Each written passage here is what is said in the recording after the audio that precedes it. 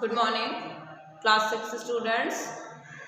Welcome back to your social studies classes. Chalo. So class 6, we have ended chapter number 20, and in this class we are going to start a new chapter, which is chapter number 21. So for this, you should come to page number 141. Everyone should open the book and come to page number 141. So let's start this chapter. What is the name of this chapter? The name of this chapter is Ancient Culture and Science. तो इसका मतलब क्या होता है बच्चों? Ancient culture मतलब जो पुराने दौर में जो सभ्यता थी और पुराने ज़माने का पुराने दौर का विज्ञान। तो इतनी सारी चीज़ें हम लोग पढ़ते आ रहे हैं हिस्ट्री में, ठीक है। हम लोगों ने पिछले क्लास में क्या पढ़ा था?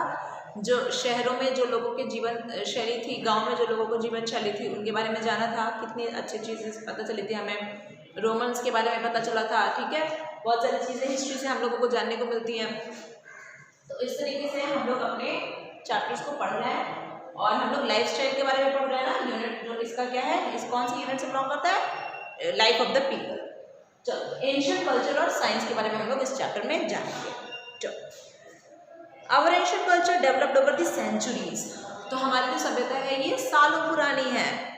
On the basis of the teachings of many saints, बहुत सारे जो साधु लोग हुए ना, थिंकर्स, जो जिनकी सोच बहुत ही अच्छी है। एंड 3 ग्रेट रिलीजन्स, और जो महान 3 जो ग्रेट रिलीजन्स हैं, धर्म है, कौन कौन से? हिंदुइज्म, बुद्धिज्म और जैनिज्म। तो इनसे जो बहुत है इन्फ्लुएंस होती है हमारे कल्चर। देखो, it is a synthesis of spiritual principles, moral precepts and practical rules of conduct. Major scientific developments भी भारत में हुए इसी दौरान, और रिस्पेक्टिव ऑफ कास्ट और रिलीजन, कास्ट और रिलीजन को ध्यान में देते हुए। चलो, तो लिटरेचर, सबसे पहले लिटरेचर के बारे में जानेंगे कि लिटरेचर का क्या अर्थ है। लिटरेचर को हिंदी में क्या कहते हैं? लिटरेचर को हिंदी में कहते हैं साहित्य। चलो, तो संस्कृत लिटरेचर। अब लिटरेचर में सबसे पहला संस्कृत लिटरेचर। आपको पता है ना कि संस्कृत जो था, it is regarded as the tough language. इसको संस्कृत लैंग्वेज थोड़ी सी टफ लैंग्वेज है, और ये जो था हिंदुइज्म, जो हिंदू लोग थे, उन्होंने संस्कृत को बहुत ज़्यादा डेवलप किया था। जो उपनिषद हैं, जो वैदिक एज था, उस दौरान संस्कृत बहुत ज़्यादा प्रचलन में थी। तो चलो, Sanskrit is said to be one of the oldest languages of India और ऑफ द वर्ल्ड। पूरे विश्व में, पूरे विश्व में, सिर्फ भारत में नहीं, पूरे विश्व में सबसे पुरानी लैंग्वेजेस में से एक लैंग्वेज कौन सी है? Sanskrit. It has a rich and varied literature.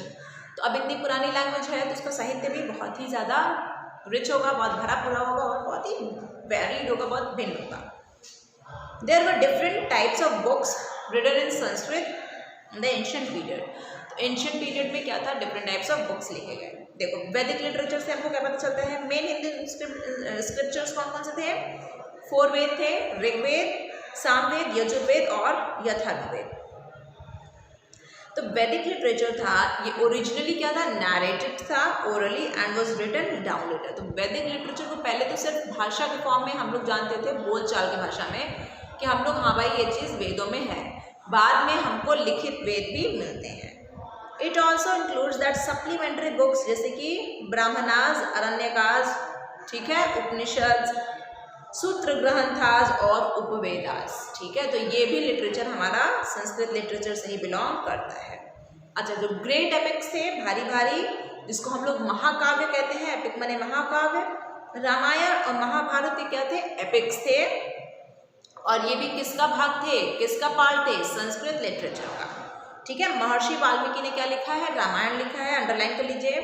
और इसमें भगवान राम के बारे में बताया गया था, जो कि कहाँ के राजकुमार थे? अयोध्या के राजकुमार। महर्षि वेद व्यास ने महाभारत लिखी है, और इसमें स्ट्रगल बताया गया है 2 रॉयल फैमिलीज के, 2 राज परिवारों के बारे में, जिसमें कौरवास और पांडवास, कौरव और पांडव के बारे में इसमें बताया गया है। भगवत गीता जो है वो महाभारत का ही एक पार्ट है।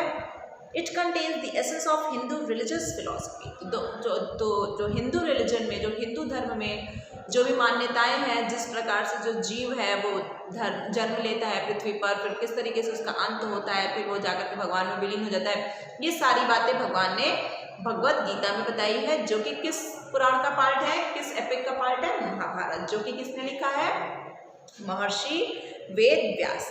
चलो आ जाओ अब पुराणास पे, ये भी संस्कृत लिटरेचर का पार्ट है। देखो कितने पुराण हैं, 18 पुराण हैं, और इनको written in story form and they deal with the origin of the universe and describe our solar system.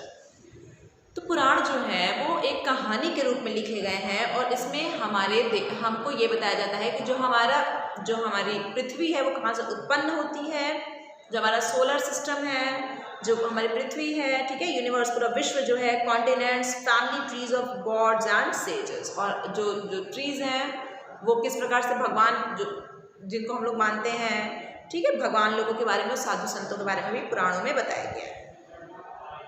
चलो अब सेक्युलर लिटरेचर में देख लो, ठीक है, Panini composed Ashtadhyayi a book on Sanskrit grammar. तो ये बहुत ही इंपॉर्टेंट किताब है, पाणिनि ने इसको लिखी थी, अष्टाध्यायी, जो कि संस्कृत ग्रामर से डील करता है। कालिदास एक ग्रेट स्कॉलर थे, किसके राज दरबार में थे, हम लोगों ने पढ़ा था चंद्रगुप्त विक्रमादित्य के राज दरबार में, और चंद्रगुप्त II के नाम से भी इनको हम लोग जानते हैं। उन्होंने बहुत फेमस किताबें लिखी थी, कौन कौन सी, मेघदूत, कुमार संभवम, और जो एक और इनकी सबसे भारी किताब है अभिज्ञान शकुंतलम, वो बहुत ही पॉपुलर है। अच्छा, पंचतंत्र तो जो था, इसमें क्या था, कलेक्शन ऑफ शॉर्ट स्टोरीज, बहुत छोटे छोटे इसमें स्टोरीज हैं, most of which have animal characters, जिसमें ज़्यादातर जानवरों के कैरेक्टर्स हैं। और इसको किसने लिखा था, विष्णु शर्मा ने। तो पंचतंत्र जो है वो विष्णु शर्मा के द्वारा लिखी गई है, इसको अंडरलाइन कर लीजिए, बहुत इंपॉर्टेंट है। This stories have a moral at the and. तो ये जो स्टोरीज हैं इसमें कुछ ना कुछ ज्ञान आपको बताया गया है।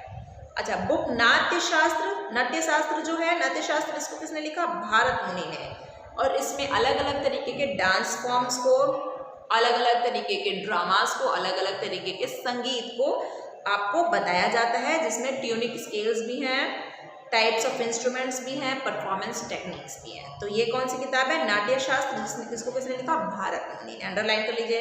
अच्छा, शूद्रक ने क्या लिखा, Mrichchhakatika the little play art, ठीक है, is a play written in Sanskrit, इसको संस्कृत में लिखा है शूद्रक ने।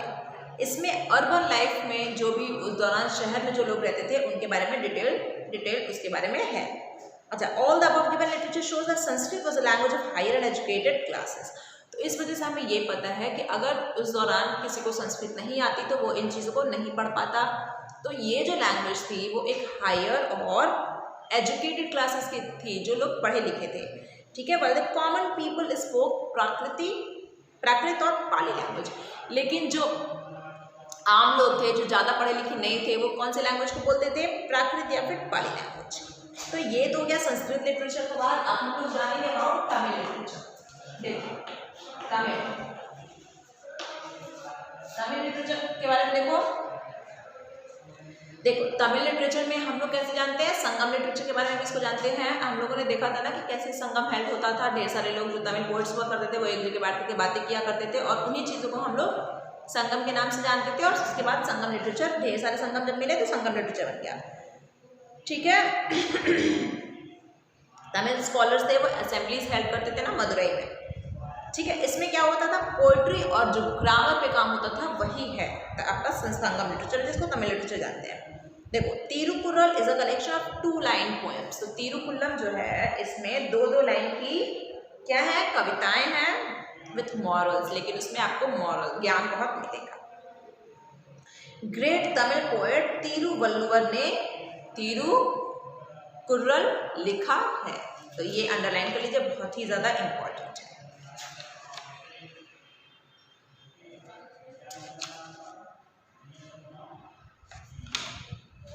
चलिए, स्टोरी ऑफ कोमलन और उनकी devoted wife कनंगी stored in Elango अधिगाइज सिलापदिकर।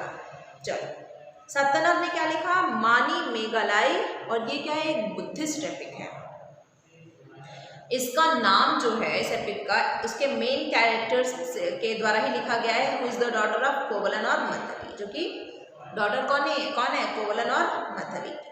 चलो, तो ये आपका हो गया तमिल लिटरेचर।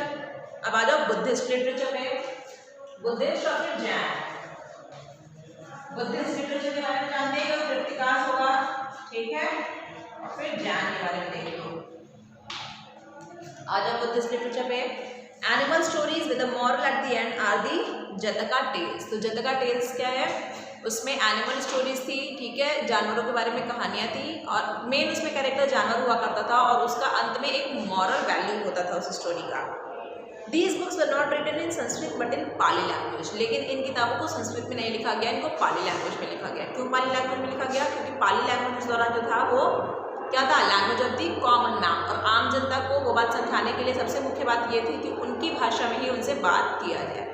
ठीक है, तो बुद्धिज्म में यही तो था कि जो गौतम बुद्ध ने जो फिलॉसफी दी थी उसमें यही था कि अगर आप टफ लैंग्वेज में कोई चीज़ लिखोगे, आम जनता समझ में नहीं आ पाएगी, उसको आम जनता को समझ में नहीं आएगा, तो वो सारी की बात तो किताब में ही धरी की धरी रह जाएगी, तो क्या फ़ायदा होगा, आप उनको ज्ञान थोड़ी ना दे पाए।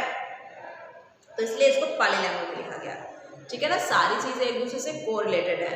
अगर आप हमारी वीडियोस को अच्छे से देखते हो, एक एक चीज़ें जो हम बताते हैं उसको सुनते हो, रिवाइज करते हो, मल्टीपल टाइम रिविजन्स करते हो, तो आपका ग्रेजुअली इंटरेस्ट सोशल स्टडीज़ में बढ़ जाएगा, क्योंकि आपको सब चीज़ें समझ में आएंगी। चलो, Buddhist scriptures are mainly a compilation of the 3 books called Pitakas. ठीक है, तो बुद्धिस्ट स्क्रिप्चर में हमें 3 किताबों का एक कंपोजिशन मिलता है जिसको हम लोग पिटकास के नाम से जानते हैं। और ये जो 3 पिटकास हैं ये वासुमित्रा ने कलेक्ट की, और एक पिटका में ही जातका टेल्स हैं। These stories about the precious previous births of Gautama Buddha. इनमें जो स्टोरीज हैं उसमें गौतम बुद्ध के पहले जो भी जन्म उन्होंने लिया उनके बारे में बताया गया। In which he appeared in the form of human being, जिसमें वो एक ह्यूमन बीइंग के फॉर्म में हमको देखने को मिलते हैं, एक बर्ड के फॉर्म में देखने को मिलते हैं, और एक ट्री और एन एनिमल, पेड़ या फिर एनिमल के फॉर्म में भी हमको देखने को मिलते हैं। हर एक लाइफ में उनको यही दिखाया जाता है कि वो अपने लाइफ में बहुत कठिनाइयों का सामना करते हैं, फिर भी वो दूसरों की मदद करते हैं। चलो, जैन लिटरेचर में क्या था, टीचिंग्स ऑफ महावीर। अब महावीर ने जो भी बताया, टीचिंग्स दिया, और rules for the guidance of Jain Monks, और जैन मॉन्क्स को जो भी करना चाहिए, ये ओरिजिनली कंसिस्टेड ऑफ 14 पूर्वास। तो 14 पूर्वास में ही ये सब लिखा गया, which was orally taught in the beginning. पहले तो शुरुआत में इसको ओरली बताया जाता था, लेकिन बाद में 12 अंगाज सेक्शंस इसके लिखे गए। However, with time some original matter was removed and new matter was added। और कुछ जब समय बीता तो जो ओरिजिनल मैटर था उसको हटा करके कुछ नया भी चीज़ इसमें ऐड कर दिया गया। तो ये क्या हो गया, 12 अंगाज, जो कि जैन लिटरेचर से बिलोंग करता है। चलो, तो इसी के साथ बच्चों हम लोग ये पार्ट अपना चैप्टर का खत्म करते हैं। नेक्स्ट पार्ट हम लोग पढ़ेंगे next class of this chapter. Okay class, thank you.